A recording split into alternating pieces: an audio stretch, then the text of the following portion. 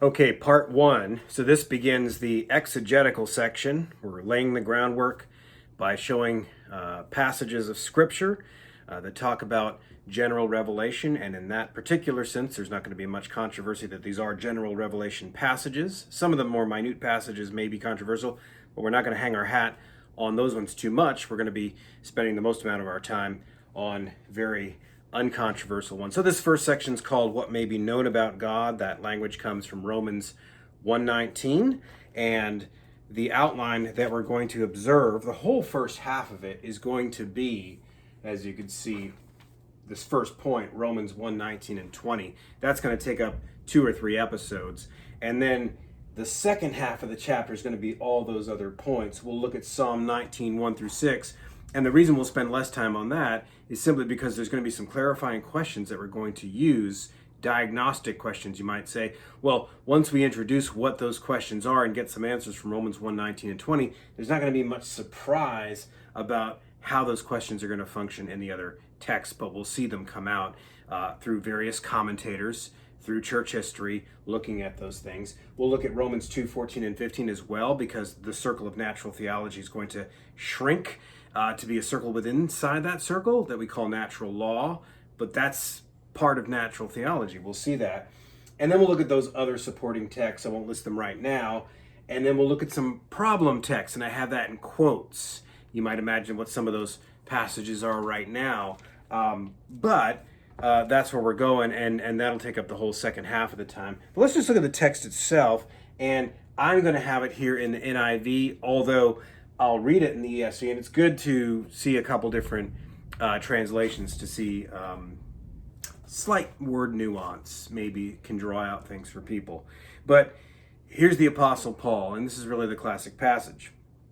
For what can be known about God is plain to them, because God has shown it to them. For his invisible attributes, namely his eternal power and divine nature, have been clearly perceived ever since the creation of the world in the things that have been made, so they are without excuse. Now, as I've said on a couple of occasions, it's a shame that verse 19 is often not given its due in conversations about these very subjects when Romans 1:20 is talked about. I think that's odd, given what's being debated. I've got a couple of phrases that are circled there in verse 19. What may be known about God? That's our title of this first section.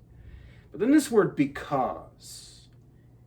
Because what we're going to see is that any reasoning that we talk about general revelation, is a function of divine revelation. One of the reasons that's important is because you hear this equivocation all the time, especially among the Reformed, where they'll talk about general revelation and special revelation, or they'll talk about supernatural theology versus natural theology. And supernatural as to its source, especially you see that in Bavinck, but you see it in others as well. And then general revelation and special revelation. But then when the question turns to natural theology, then we start talking about revelation, meaning scripture, and then reason, and then nature out there. And it's not a meaningless distinction. We could see what's happening. But by that equivocation, we start to train ourselves to mean something other than what Paul meant in verse 19. Now, I say verse 19 should be covered here, but even if you do that, that's not going to settle anything. Both sides are going to claim verse 19 as much as they claim verse 20. But it will at least keep before our eyes the principle that divine revelation always precedes human reason. That'll be crucially important in debates about natural theology. Well, let's get to what I mean by these crucial questions. And the crucial questions are going to be asked mostly about Romans 1:19 and 20, but they'll function in the other ones. So let's just look at what some of those questions are. Number one, and it's the one we're going to ask in this episode, what is the exact object of this knowledge? Secondly, who all is included in the audience of this knowledge. And I think some of these are fairly uncontroversial. And in some ways they will be if they're treated in isolation. That's why we're going to do it. We're going to put all of it together. Number 3, what is the nature of this knowledge? And under that, we'll have to consider the questions. Is it innate, or is it acquired, or is it both? And we'll ask questions whether it is immediate, or is it mediate? Media versus immediate, or is that both? Now, that's what we're talking about when we talk about the nature of the knowledge. And then fourthly, and this will take a while, this fourth one, it's a very complex one. This will get us toward the thesis. Does this imply, does our answer to 1, 2, and 3, does it imply an objective natural theology, or only a subjective natural theology, whereas maybe only natural revelation is objective? We'll grant that. You know, it's the Van Tillian. We'll grant that, but not speak about natural theology in its objective sense. And we'll do a whole section on that in the historical section. What do I mean by that? How did it get subjectivized? The term and the concept natural theology, and even nature, the concept of nature within the Reformed underwent a critique. I call it the soteriological critique of nature, not just of natural theology, but nature as a whole. We started to reduce it to how man, sinful man in the fall, performed. We subjectivized it. But depending on our answers to the questions 1, 2, and 3, does that demand an objective knowledge, an object of knowledge that is there and that gets through and that constitutes real knowledge in all mankind? So keep in mind that the whole thesis is meant to demonstrate both the legitimacy and the importance of natural theology precisely as an objective truth in itself. In other words, a set of objects of the mind with natures in their own right, very much independent of their uses, very much independent of how the unregenerate mind or how the regenerate mind performs with those truths. Those are good questions, but those are separate questions. We're starting with this as an objective truth in itself. So, needless to say, the purpose of this is not to get into an entire debate about the use of this for apologetics. That'll be important too. That'll be implied. We will talk about that. Not trying to sidestep that issue at all.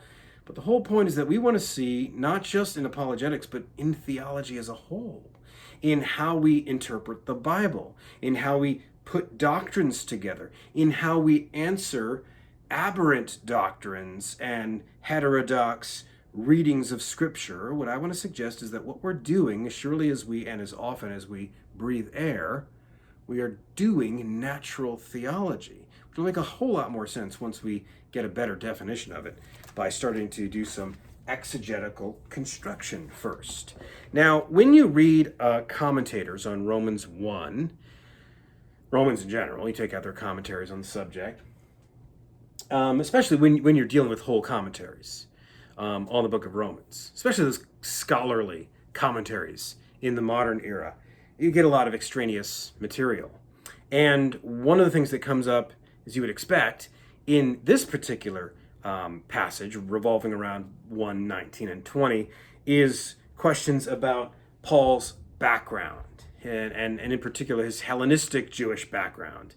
What was he working with? And there's a document called the Wisdom of Solomon, and in particular, and all sorts of commentators do this, C.H. Dodd, James Dunn, and Longenecker in particular make a big deal, spend a page or two at least, on the form of Romans 1, I think 18 through 32, maybe the whole thing, but it's at least 1 and 20, taking the form of this, some of the concepts in that book.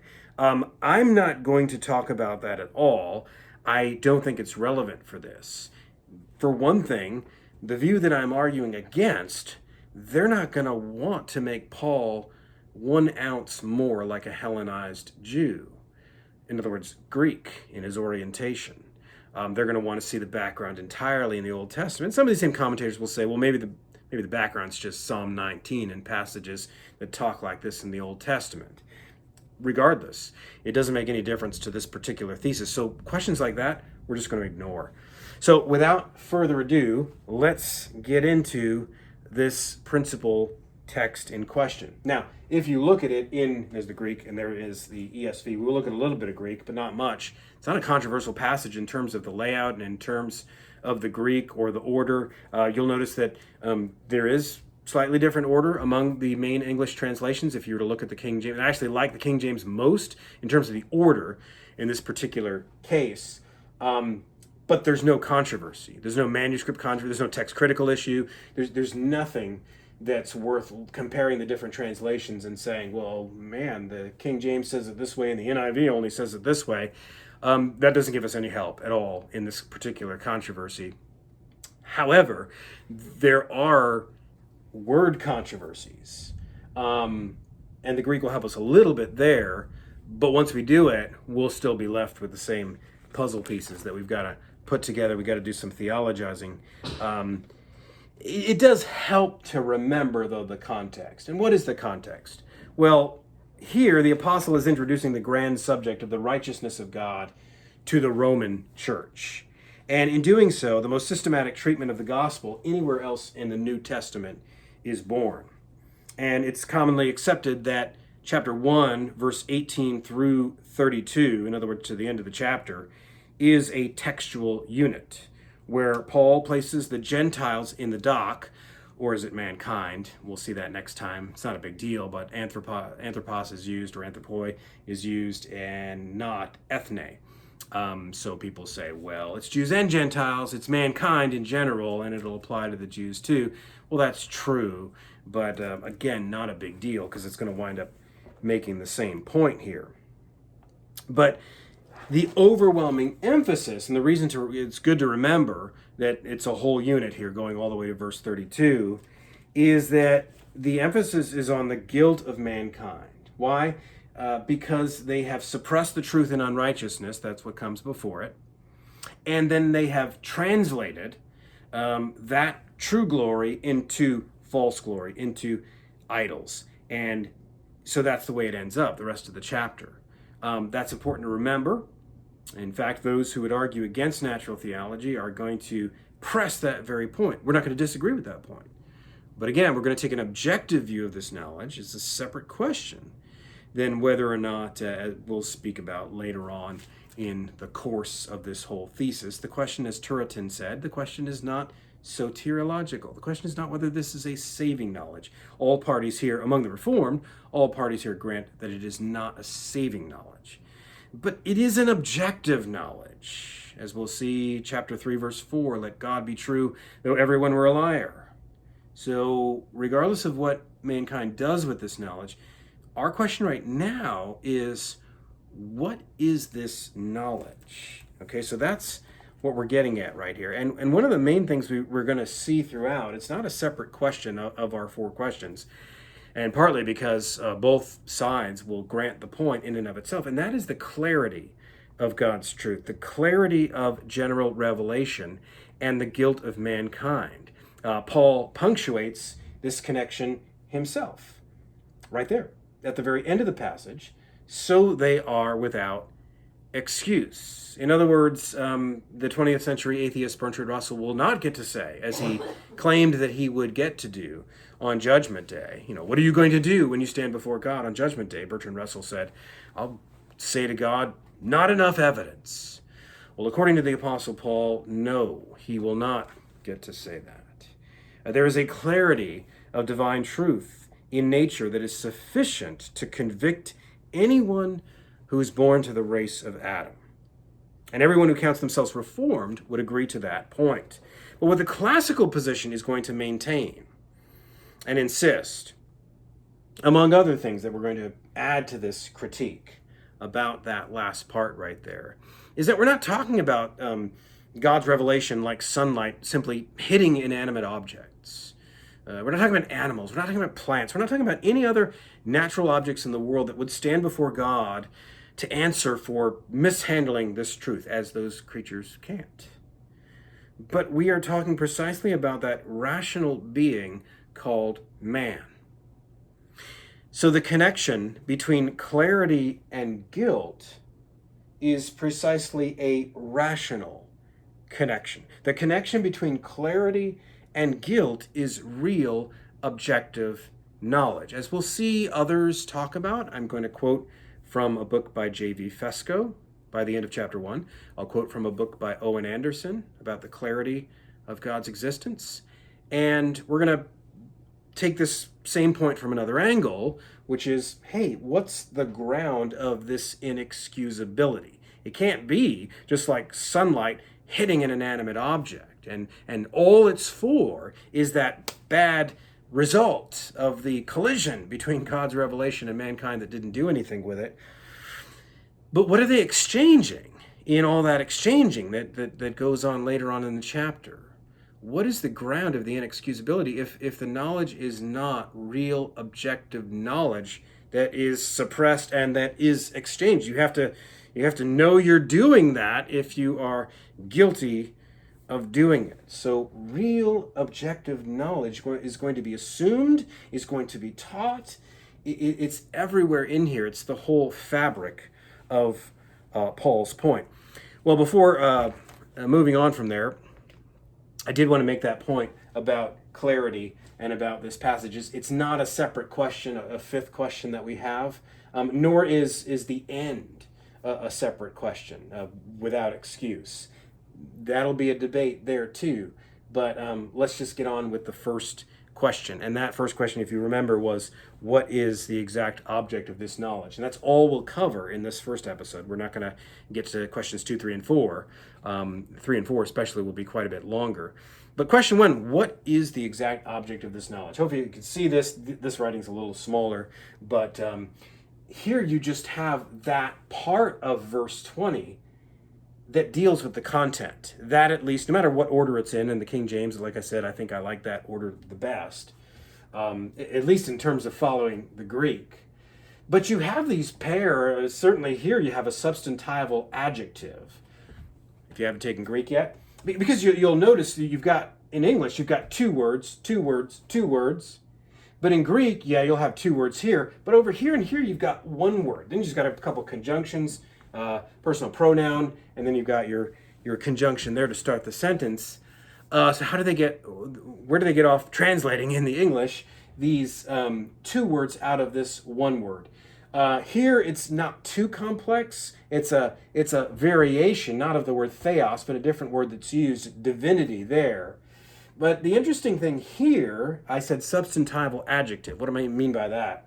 So if you were to it's basically an adjective that's treated as a noun, because there's no noun that it's modifying. And so you're looking in the sentence, you're like, what is this modifying? Where's my noun? There's no noun. So like the word the good, if that shows up, the adjective for good, or a very maybe controversial one, in the New Testament, if you're arguing against a Roman Catholic, is the word hagioi. What's that? Well, if you run into it, it's an adjective that means holy. So hagios, I get that. That's singular. That's holy.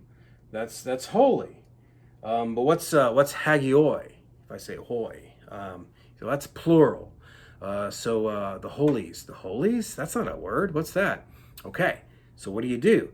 So that is holy ones. That would be how you translate that. It'd be a substantival use of an adjective. It's an adjective that's treated as a substance, as a thing, and it's in the plural. In English, we just translate that the saints from the Latin. So you go from the Greek to the Latin, boom, you're at the word saints.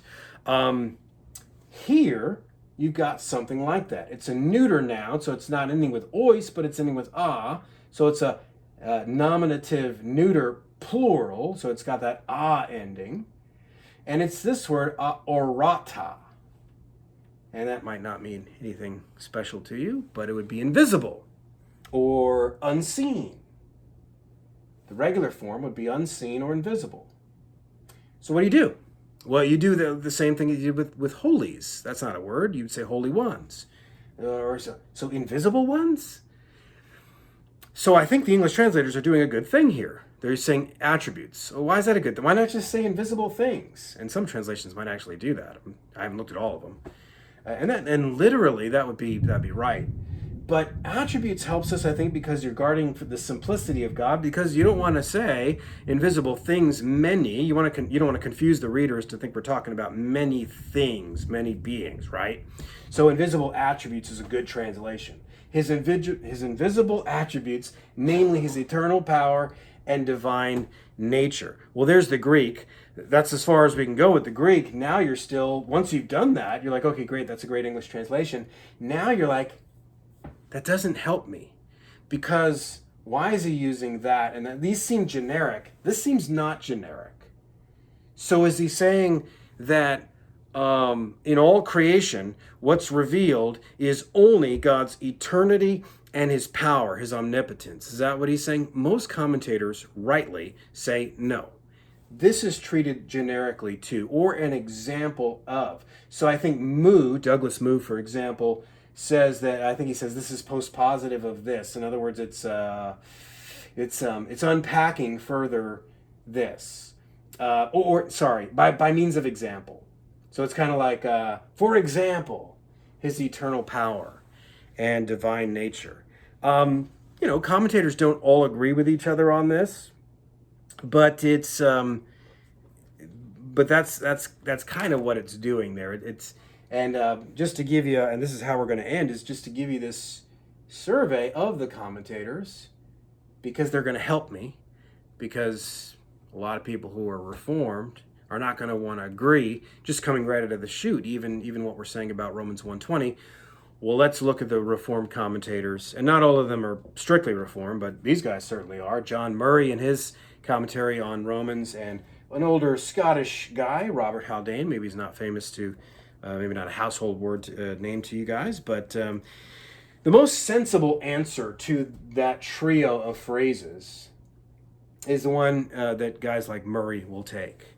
He says, "It is not by any means probable that the apostle intended these terms to be a complete specification of the invisible things of God made manifest in the work of creation."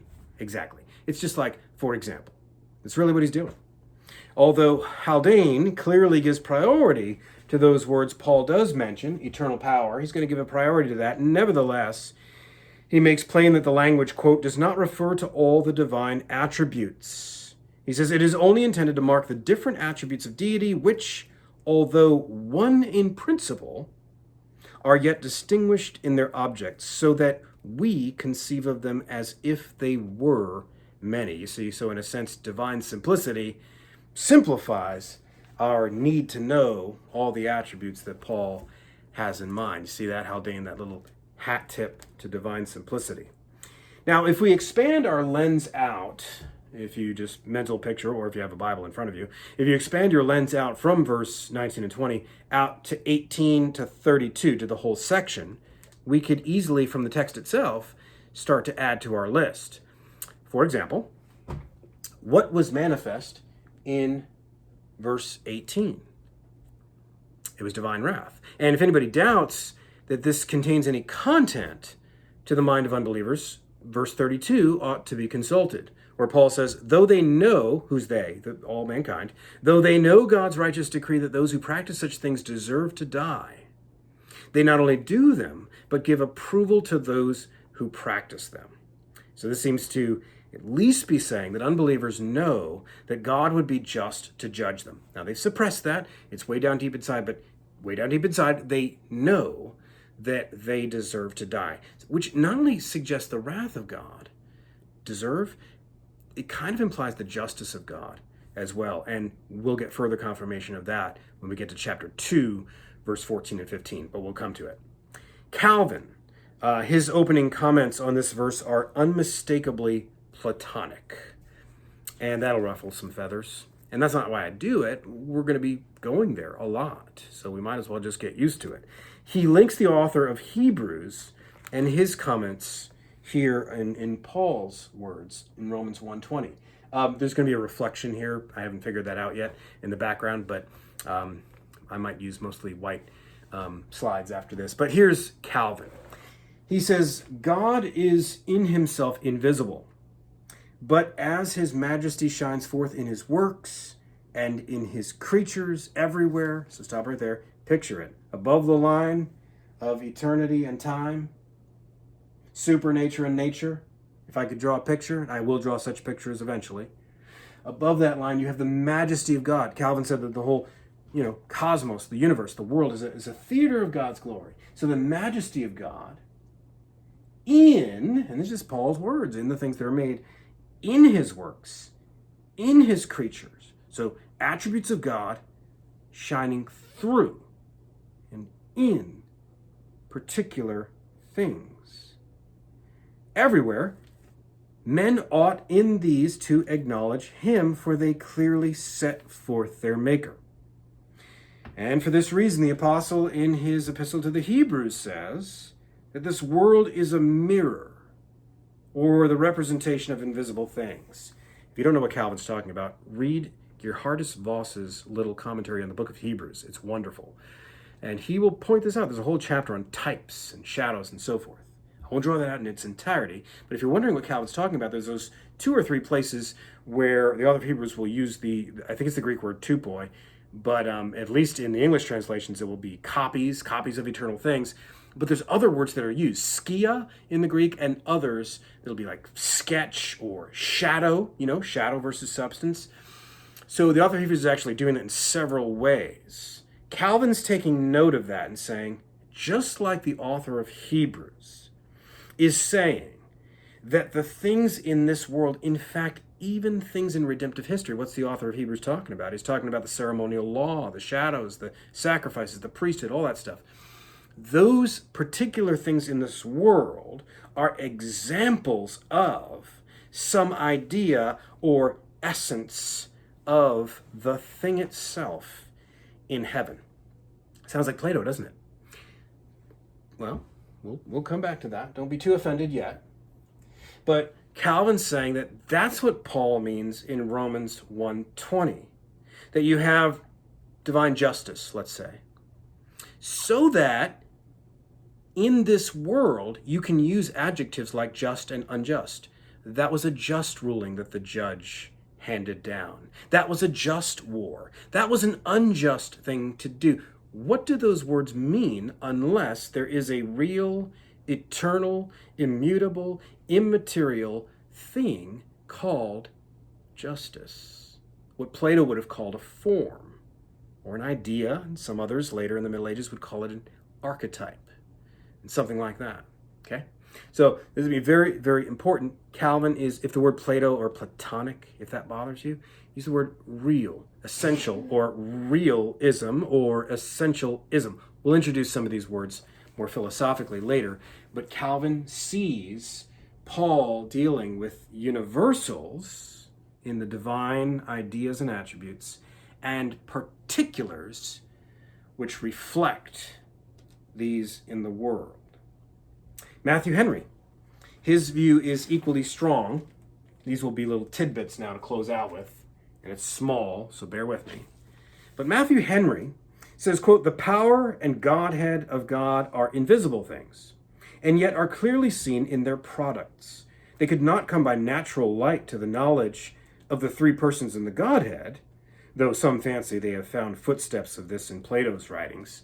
Henry's saying, that's an article of faith. That's not something that reason could have attained to. Thomas Aquinas would say the same thing. But Matthew Henry's just affirming that and saying, some people think that there's shades of the Trinity in some pagan writers. No. They wouldn't have come to that by natural reason. So Henry's denying that. But, he continues, but they did come to the knowledge of the Godhead, at least so much knowledge as was sufficient to have kept them from idolatry. Sufficient meaning morally sufficient. It ought to have, obviously. Paul goes on, Matthew Henry's well aware, Paul goes on to say that mankind did twist these things into idolatry, but he's saying that they had a knowledge which taught them not to. They had a knowledge even of the worship of the true God. Turretin will say this, Maastricht will say this, Brackel will say this. This is a reformed doctrine, not simply a Thomistic or classical doctrine. Charles Hodge comments, quote, "The knowledge of God does not mean simply a knowledge that there is a God, but as appears from what follows, a knowledge of his nature and attributes, his eternal power and Godhead, verse 20, and his justice, verse 32. So Hodge agrees with that assessment about verse 32 also showing his justice. Hodge goes on to report the opinion of Theodoret, quote, creation, providence, and the divine judgments, and that of another commentator, ancient commentator, God's goodness, wisdom, power, and majesty. So Hodge is just going back and saying there's been ancient Christian commentators that have listed various attributes that Paul has in mind. James Montgomery Boyce, in his Romans commentary, listed sovereignty, holiness, majesty, will, wrath, righteousness, omniscience, immutability, and infinity as being among the attributes that man can understand through the contemplation of God's revelation in nature. Hendrickson, in his commentary, he says this indicates, Paul's words, indicate the sum of all God's glorious attributes in the present connection, especially those attributes which make and leave an impression on everybody's mind, the exhibition of God's power, wisdom, and goodness in the created universe. Bruce A. Baker, in an academic journal article, adds that God's personal nature is implied even by the inclusion of his, autou. I don't have it up there anymore in the Greek, but twice used in the verse. So his, so even personal nature, I'll explain that a little bit, what that means and doesn't mean in a second. For Dunn, Paul was conversant in the Hellenistic Jewish wisdom theology. I mentioned that.